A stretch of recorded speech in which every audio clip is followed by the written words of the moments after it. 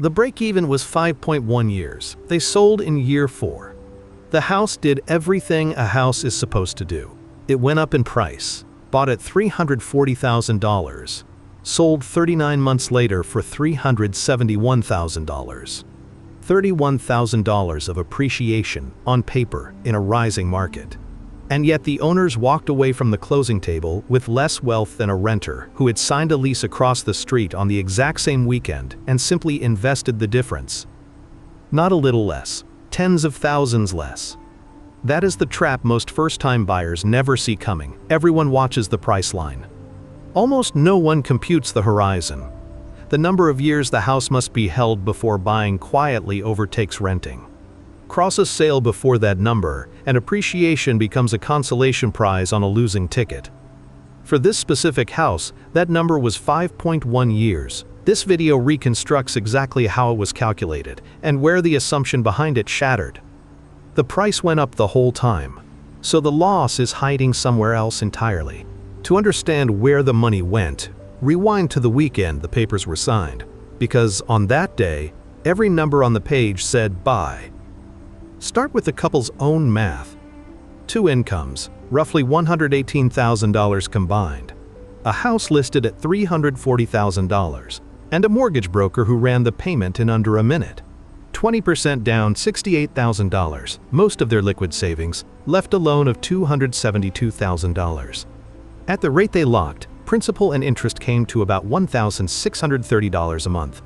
Across the street, the comparable rental ran $2,050. On the day of the decision, the owned home cost $400 a month less than the rented one.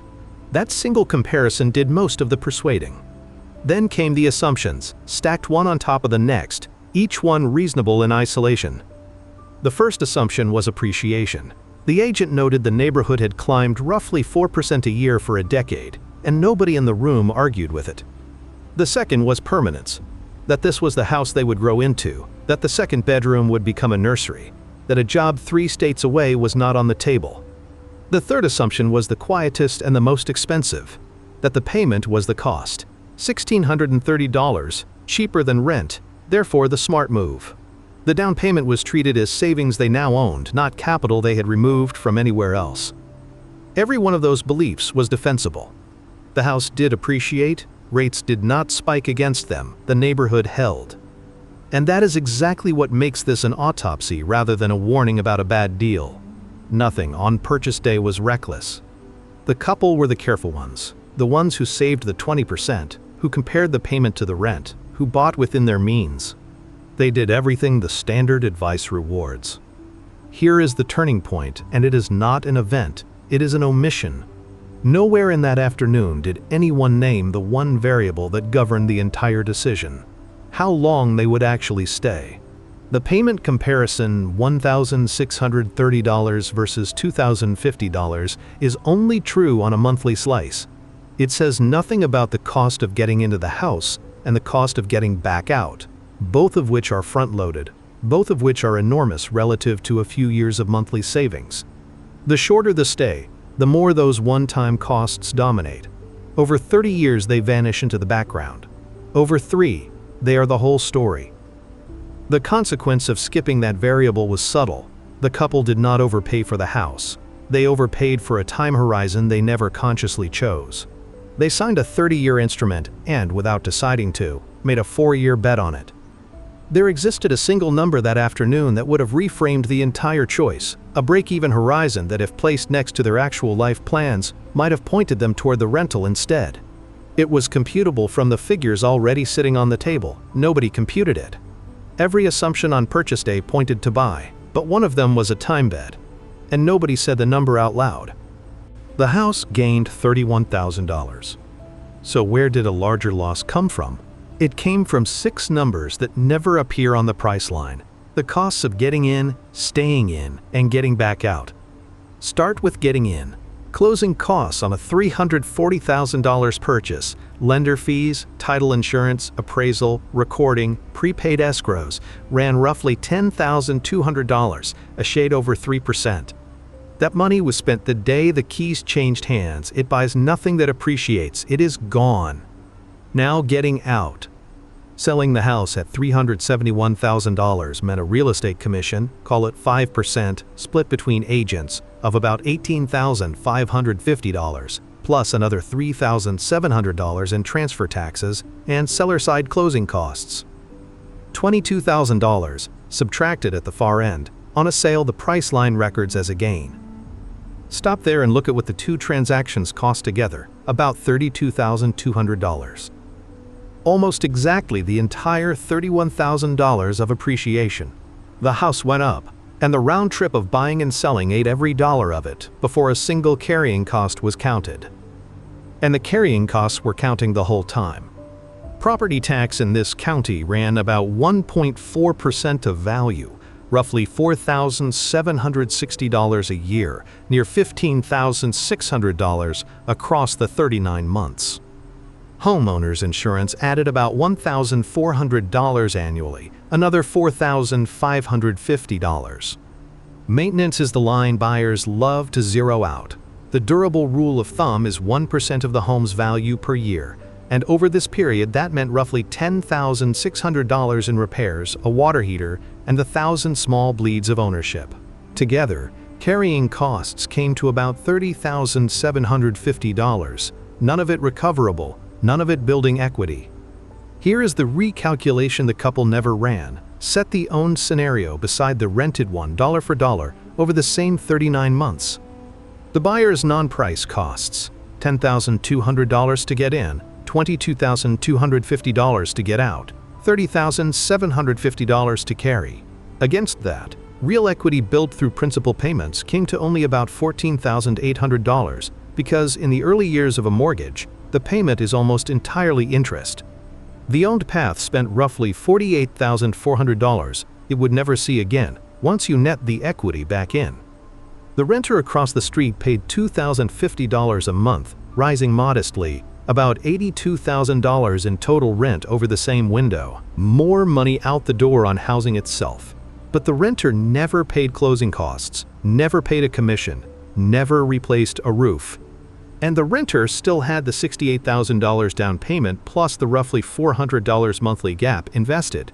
At a conservative 7%, that portfolio grew by more than $16,000 over the period. Now the two lines meet. The renter spent more on shelter and came out ahead, because the buyer's shelter came bundled with $48,400 in costs. That appreciation, all $31,000 of it, could not cover. That is how a house that gained value left its owner poorer than the renter. The price line was never the scoreboard. The scoreboard was everything happening off it. None of these numbers is exotic. 3% to buy, 6% to sell, 1.4 to tax, 1 to maintain. They are ordinary. What makes them lethal is timing. They land in a lump at the front and a lump at the back, with a steady drip in between, all of it indifferent to how long you actually stay.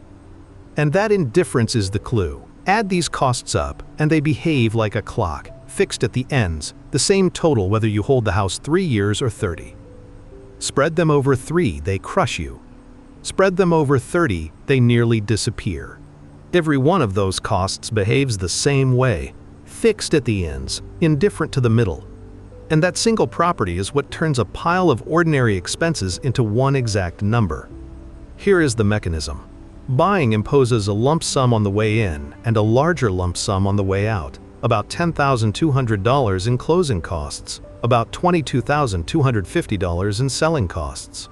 Roughly $32,450 spent regardless of how long the house is held.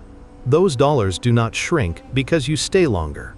They are simply divided across more years. Renting imposes no such lumps. It charges a steady monthly premium instead. So the two paths are not competing on the payment.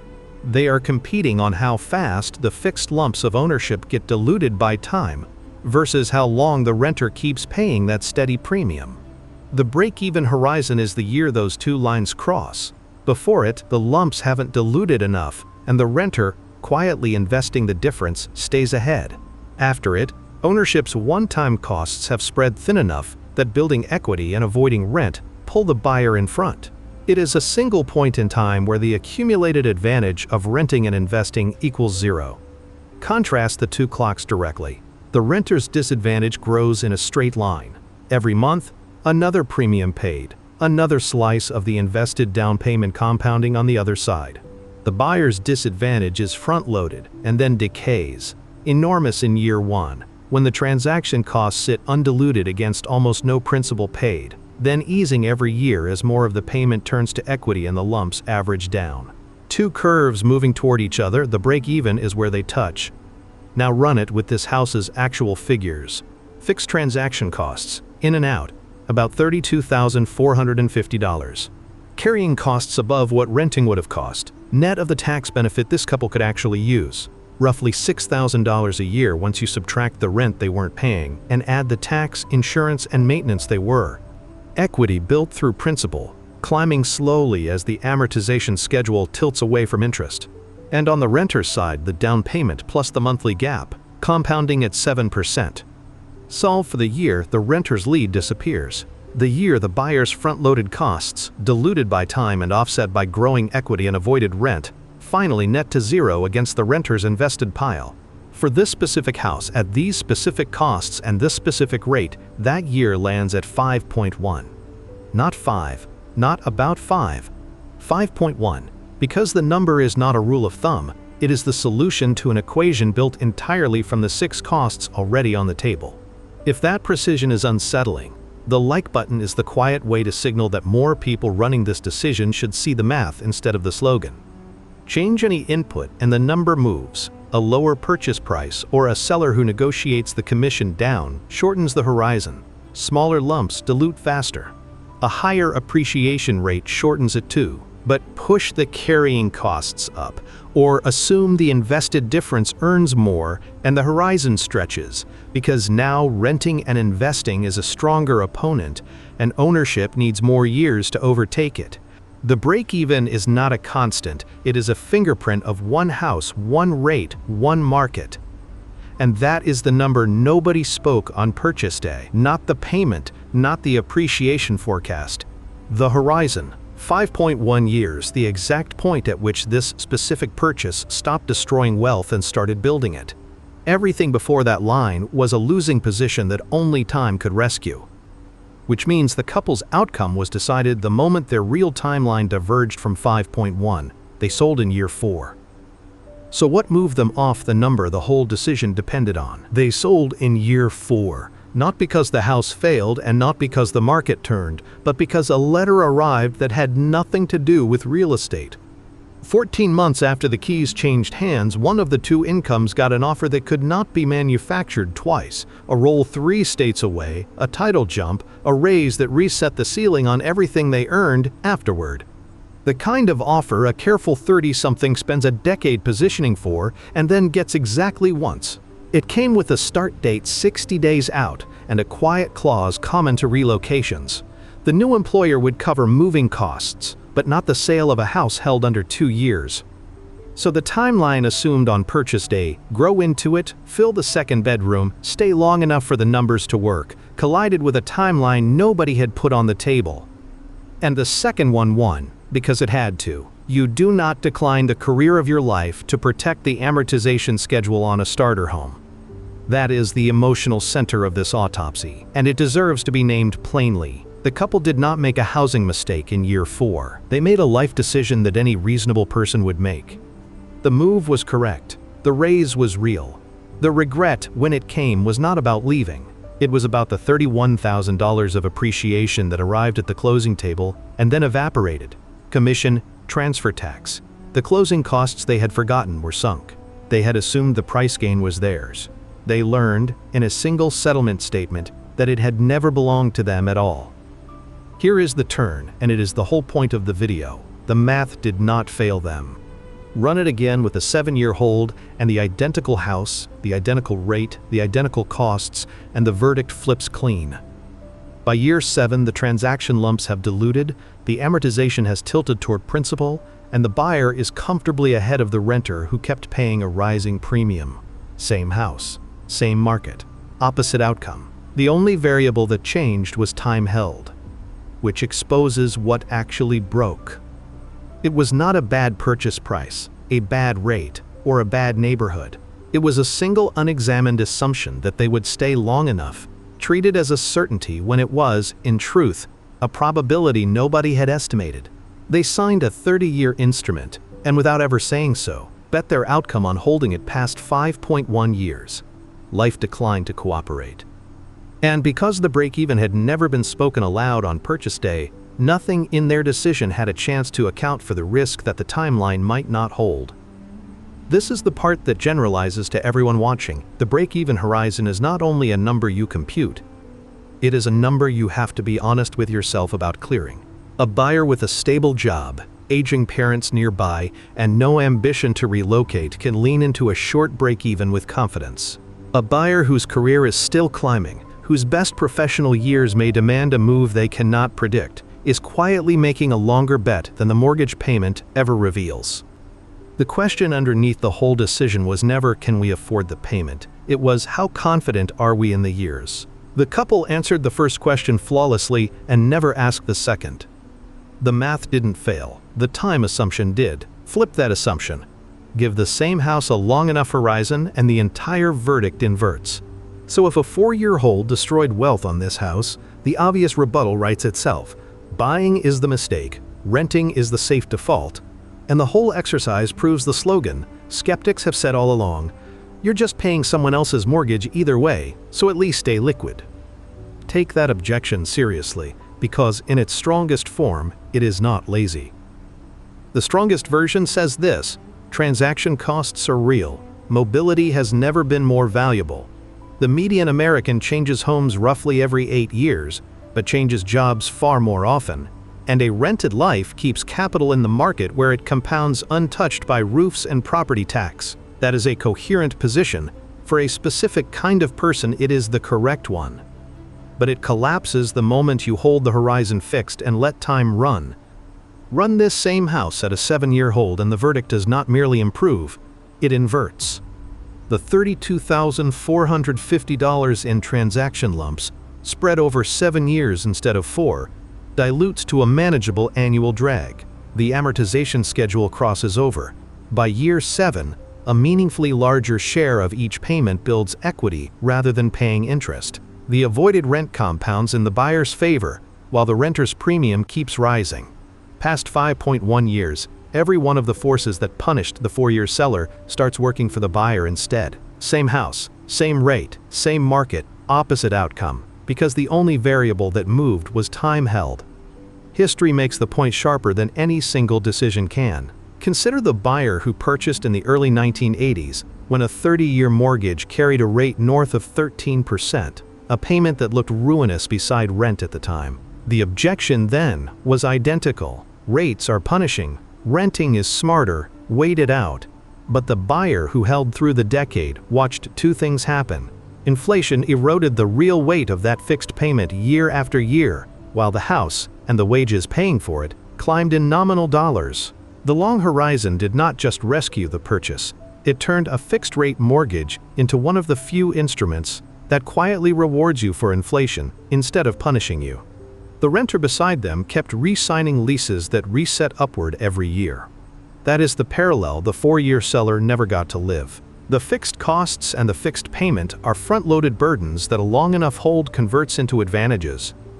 The 1980s buyer was not smarter, they were simply on the right side of the horizon. So the rebuttal to the rent forever position is not that buying is better, it is that the question was never buy or rent in the abstract. The 1980s buyer with a stable factory job and no plan to leave the county was correct to buy at 13%. The couple in this video, with a career still climbing and a relocation they could not foresee, would have been correct to rent at a far friendlier rate. Same instrument. Opposite people.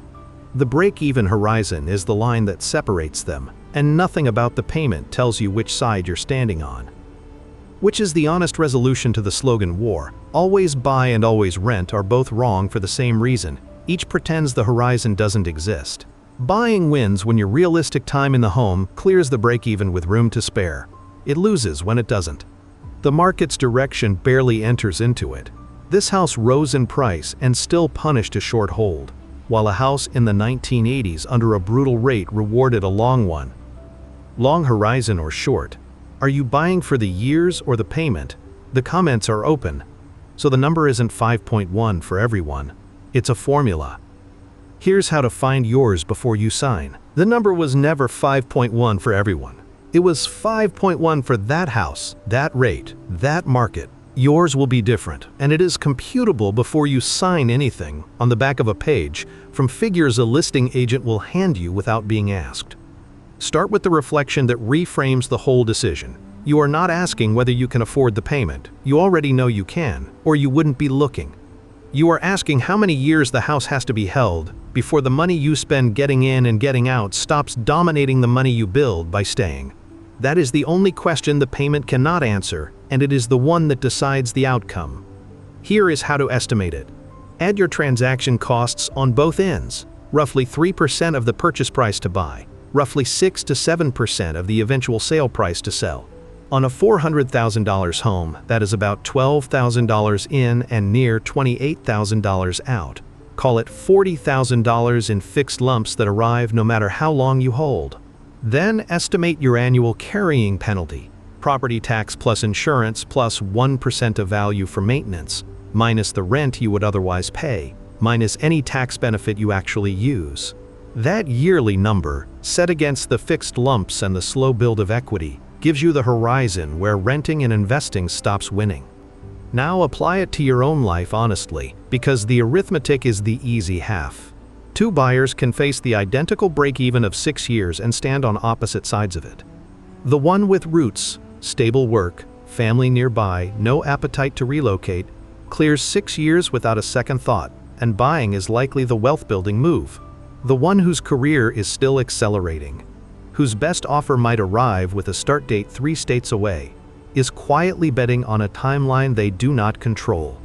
Same number, same house, different verdict, because the verdict was never about the house.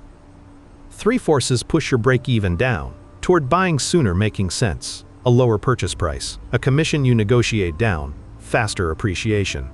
3 forces push it up, toward renting being the smarter hold, heavier carrying costs, a higher return on the money you'd otherwise invest, a shorter realistic stay. Run those levers against your own figures, and the horizon stops being a slogan and becomes a fingerprint of your specific decision. So return, one last time, to the question the couple in this reconstruction answered flawlessly and never asked. They proved they could afford the payment. They never estimated the years. The house did exactly what a house is supposed to do. It rose $31,000 in a rising market, and it still left them poorer than the renter across the street, because the round trip of buying and selling ate every dollar of that gain before a single carrying cost was counted, and they sold before the horizon that would have rescued them. The appreciation was real, it simply never belonged to them, because time was never on their side of the equation. That is the resolution to the puzzle this began with. A house can gain value and still leave its owner behind, because the price line was never the scoreboard.